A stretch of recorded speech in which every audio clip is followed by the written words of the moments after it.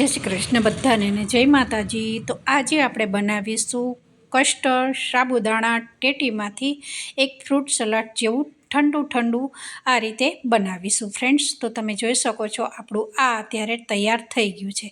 તમે આને fruit salad બી કહી શકો છો, કારણ કે ફ્રૂટ સલાડમાં આપણે લગભગ વધારે પડતા ફ્રૂટ ઉમેરીને બનાવતા હોઈએ છીએ, પણ આપણે અત્યારે ફક્ત ટેટી ઉમેરીને જ આ અત્યારે ઠંડુ ઉનાળાની સિઝન ચાલી રહી છે, તો આ રીતે સાંજના સમયે એક બાઉલ ભરીને જો આ રીતે મળી જાય ને તો બહુ જ પેટને રાહત રહી છે। અને બીજી વસ્તુ કે આ એક ટેટીમાંથી આપણે બનાવ્યું છે અને ડ્રાય ફ્રૂટથી ભરપૂર આપણું આ જે ઠંડુ કસ્ટર્ડ સાબુદાણા ટેટીનું તૈયાર થઈ ગયું છે।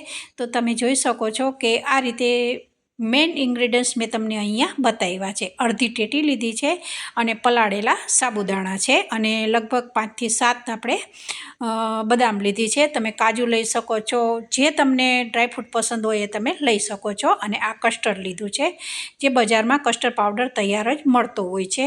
તો ચાલો એકદમ સરસ ઠંડી રેસીપી આપણે બનાવી દઈએ। તો અડધી મેં અત્યારે અહીંયા ટેટીનો ઉપયોગ કરવાનો છે, મતલબ કે અત્યારે અડધી છે, પણ એનો જેટલો આપણે જરૂર પડે એટલી જ અહીંયા આપણે ટેટીને લઈશું। હવે 500 ગ્રામ જેટલું મેં અત્યારે અહીંયા દૂધ લીધું છે। આ દૂધ મારું ફ્રીજમાં રાખેલું 1 લીટર દૂધ ગરમ કરેલું છે ફ્રેન્ડ્સ। તો તમે જે પાઉચની કોથળી આવે છે એ બી 500 ગ્રામ જેટલું તમારા ઘરમાં તમે ક્વોન્ટિટીમાં બનાવવા માંગતા હો એટલું તમે બનાવી શકો છો।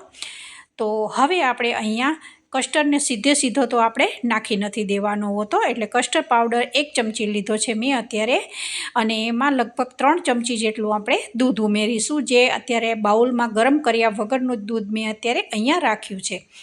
3 થી 4 ચમચી તમે ઉમેરશો તો સારું એવું પ્રવાહી જેવું કસ્ટર્ડને હંમેશા ઓગાળીને જ આપણે ઉપયોગમાં લેવાતું હોય છે, નહીતર તમે સીધું નાખી દેશો પાવડર તો વધારે પડતા લમ્સ પડી જાય છે। તો એ ન થાય એ માટે આપણે આ પહેલાં કરી અને મૂકી દેવાનું છે। તો જુઓ સરસ એકદમ પ્રવાહી જેવું આપણે ઘાટું બનાવી દીધું છે। હવે આપણે આને સાઈડમાં મૂકી દઈશું અને બીજી પ્રોસેસ કરીશું, કારણ કે આટલી બધી અડધી ટેટી છે, પણ એટલી બધી ટેટીનો આપણે ઉપયોગ નહીં કરી। આપણે અડધી છે એનાથી અડધા ભાગની જ આપણે ટેટીનો અહીંયા ઉપયોગ કરીશું, અને ટેટી એકદમ પાકી લેવાની છે ફ્રેન્ડ્સ, કારણ કે આ ટેટીમાંથી આપણે એક પલ્પ બનાવવાનો છે અને બીજી વસ્તુ કે જે થોડાક પીસ કરવાના છે। તો આ રીતે મેં અડધી ટેટીને સાઈડમાં મૂકી દીધી છે, અને અડધીના આ રીતે ઉપર જે બિયાનો ભાગ હોય છે એ બધો સાફ કરી અને લઈ લીધો છે। હવે આપણે ટેટીને કટ કરીશું, તો છાલ કાઢી નાખવાની છે આપણે અહીંયા। હવે કેટલી ક્વોન્ટિટીમાં તમારું દૂધ હોય એના ઉપરથી તમારે ટેટી, અને ટેટીનો એવો કોઈ માપ નથી હોતો, તમને વધારે પસંદ હોય તો તમે અહીંયા ટેટી વધારે બી ઉમેરી શકો છો, અને ઓછી પસંદ હોય તો તમે થોડીક લગભગ 5 થી 7 પીસ બી કટકા કરી અને તમે આ રીતે દૂધમાં ઉમેરીને બી ખાઈ શકો છો। તો એક જાતનું આ એક ઉનાળાની સિઝનમાં ઠંડુ ખાવાની ઈચ્છા થાય તો જરૂરથી આ રેસીપીને ટ્રાય કરજો। તો હવે મેં ટેટીમાંથી એક છાલ કાઢી લીધી છે, અને સૌથી પહેલાં આપણે એક ટેટીનો પલ્પ બનાવવાનો છે। તો નાના અત્યારે પીસ કરી દેવાના છે, કારણ કે આને આપણે મોટા કરી કે નાના કોઈ ફરક નથી પડતો, આપણે ફક્ત આને ક્રશ કરવાનું છે।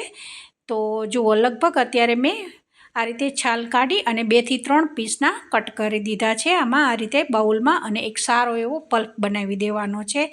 એ આપણે જ્યારે દૂધ ગરમ થઈ જાય અને ઠંડુ થઈ જાય ત્યાર પછી ઉમેરવાનું છે ફ્રેન્ડ્સ। તો એવી ભૂલ ક્યારેય ના કરશો, કારણ કે ફ્રૂટ વસ્તુ એવી હોય છે કે જે ડાયરેક્ટ ગરમ વસ્તુમાં દૂધ હોય એમાં વધારે પડતું આપણે નથી ઉમેરતા। તો વિડીયો સ્કીપ ના કરશો, લાસ્ટ તક જોશો તો તમને ખબર પડશે। તો હવે એક પલ્પ તૈયાર થઈ ગયો છે, ત્યાર પછી આપણે હવે અંદર જે આપણે ઠંડુ બનાવવાનું છે એમાં આ રીતે પીસ કરીને ટેટીના ઉમેરવાના છે। આ ફ્રેન્ડ્સ એટલું સરસ લાગે છે ને, અને આટલી ગરમીની સિઝન છે, અને એમાંય તમને સાંજે જો આ રીતે ઠંડુ સવારે બનાવી અને તમે મૂકી દીધું હોય ને, અને સાંજના સમયે એક બાઉલ ભરીને તમે પીશો ને તો પેટમાં બહુ જ ઠંડો આરામ રહે છે। તો જુઓ આ પલ્પ બી આપણો સરસ તૈયાર થઈ ગયો છે। આ પાણી નાખ્યા વગર જ આપણે આને પીસવાનું છે। તો જો એકદમ સ્મૂથ પેસ્ટ જેવું બની ગયું છે। હવે આપણે કડાઈમાં 500 ગ્રામ જેટલું દૂધ લઈ લીધું છે, અને દૂધને આ રીતે ગરમ કરી દેવાનું છે। ગરમ કરી અને પછી એમાં સાબુદાણા ઉમેરી દીધા છે, જે પલાળેલા સાબુદાણા 1 ચમચી હતા એ। અને હવે આપણે અહીંયા તમે જોઈ શકો છો કે જે આપણે કસ્ટર્ડનું ઘોળ બનાવીને રાખ્યું છે એ દૂધ ગરમ થઈ ગયું અને સાબુદાણા થોડા ફૂલી ગયા ત્યાર પછી અહીંયા ઉમેર્યું છે. હવે કસ્ટર્ડને ખૂબ આપણે પકાવવો જરૂરી છે. તો ફરી આને લગભગ 3 થી 4 મિનિટ સુધી આ રીતે સતત ચલાવતા જ રહેવાનું છે. અને અડધી વાટકી ખાંડ લીધી છે. કેટલી ક્વોન્ટિટીમાં તમારું દૂધ હોય એના ઉપર અને કેટલું તમે મીઠું ખાતા હો એના ઉપર તમારે ખાંડનો અહીંયા ઉપયોગ કરવાનો છે. કારણ કે ટેટી વધારે પડતી ગળી હશે તો વધારે તમે ખાંડ નાખી દેશો તો આ આપણું વધારે ગળ્યું થઈ જશે. તો કેટલું માપ તમે તમારા પ્રમાણમાં લઈ શકો છો. તો જુઓ, લગભગ કસ્ટર્ડ નાખ્યા પછી સાબુદાણા ફૂલી ગયા છે અને એકદમ સરસ ઘાટું આપણું આ મિશ્રણ તૈયાર થવા માંડ્યું છે. સાબુદાણા એકદમ ફૂલી અને ઉપર આવી રહ્યા છે. તો તમને હું અત્યારે સાબુદાણા બી બતાવીશ. જુઓ, એ આ રીતે સરસ સાબુદાણા છે એકદમ ફૂલી ગયા છે અને સારા એવા ચડી ગયા છે. અને કસ્ટર્ડ બી જરા બી કાચો નથી. લગભગ 3 થી 4 મિનિટ સુધી આ રીતે સતત ધીમી આંચ ઉપર ચલાવતા જ રહી હતી. અને અત્યારે કડાઈ ગરમ છે ત્યારે જ આપણે હવે અહીંયા બદામના પીસ ઉમેરી દેવાના છે. બદામનો ભૂકો કરેલો છે અને સાઈડમાં તમે જોઈ શકો છો કે અડધું જ આપણું દૂધ થઈ ગયું છે. એટલી 5 થી 7 મિનિટ સુધી આ રીતે ચલાવતા રહીશું ને તો દૂધનો ભાગ છે એ અડધો થઈ જાય છે અને એકદમ સરસ આપણે જે ટાઈપનું ઘાટું રાખવું છે એ ટાઈપનું આપણું દૂધ તૈયાર થઈ ગયું છે. બદામ અને મેં અત્યારે અહીંયા ચારોળી નાખી છે. તો જુઓ, થોડી ચારોળી બી નાખી છે. તમે કાજુ દ્રાક્ષ બી નાખી શકો છો, પિસ્તા બી નાખી શકો છો. જે ઘરમાં જે પડ્યું હોય એ તમે અહીંયા ઉમેરી શકો છો.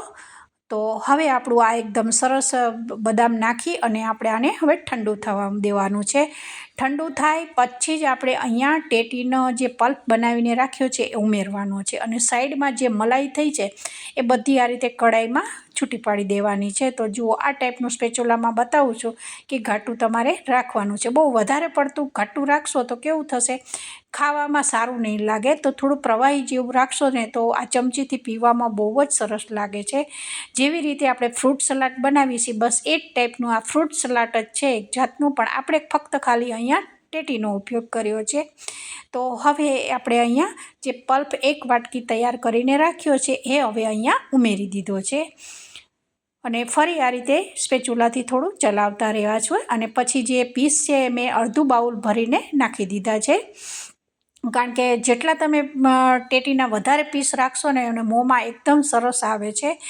તો તમને કેટલું વધારે પસંદ છે એ તમારા ઉપર ડિપેન્ડ છે નાખવાનું. તો એકદમ સરસ આપણું આ ઘાટું ઠંડુ જે ટેટીનું કસ્ટર્ડ તૈયાર થઈ ગયું છે. જુઓ, એકદમ. પણ હજુ આ ખાવાના માટે તૈયાર નથી થયું. હજુ આપણે એને જુઓ, આ સાઈડની મલાઈ બી મેં અત્યારે ચમચાથી લઈ લીધી છે. હવે આપણે એક બાઉલ લેવાનું છે અને બાઉલમાં કાઢી અને પછી આપણે ફ્રીજમાં લગભગ 3 થી 4 કલાક જેટલો ટાઈમ મળે તમને એ પ્રમાણે તમારે ઠંડુ થવા મૂકી દેવાનું છે. અને પછી તમે ખાશો ને તો બહુ જ સરસ લાગે છે. જો સવારે લગભગ બનાવીને તમે મૂકી દીધું હોય તો સાંજના સમયે તમે આ ખાઈ શકો છો. અથવા કોઈ આપણા ઘરે મહેમાન આવવાના હોય અને બહારથી કંઈ લાવવાનું ન હોય તો તમે આ બી સર્વ કરી શકો છો. તો સવારે બનાવીને મૂકી દો તો સાંજે જમવામાં તમે એક ભાણામાં 1 વાટકી ભરીને બી તમે મહેમાન આવતા હોય તો તમે એને આપી શકો છો. અને આ વસ્તુ ઠંડુ થઈ હોય છે અને ઠંડુ જ એકદમ બહુ સરસ લાગતું હોય છે ફ્રેન્ડ્સ. તો ઉનાળાની સિઝન છે, અનેક ઘણા અત્યારે જે ફ્રૂટ બજારમાં મળતા હોય છે. તો થોડી ઘણી ઘરમાં સામગ્રી પડી હોય ને તો એનાથી એકદમ સરસ આ રેસીપી તૈયાર થઈ જાય છે. તો વિડીયો પસંદ આવે તો એક લાઈક કરજો. વધારે વિડીયો પસંદ આવે તો જરૂરથી વિધિ કિચનને સબસ્ક્રાઈબ કરી દેજો. તો ફ્રેન્ડ્સ, તમે જોઈ શકો છો કે આપણી આ રેસીપી તૈયાર થઈ ગઈ છે. તો બધાને જય શ્રી કૃષ્ણ અને જય માતા.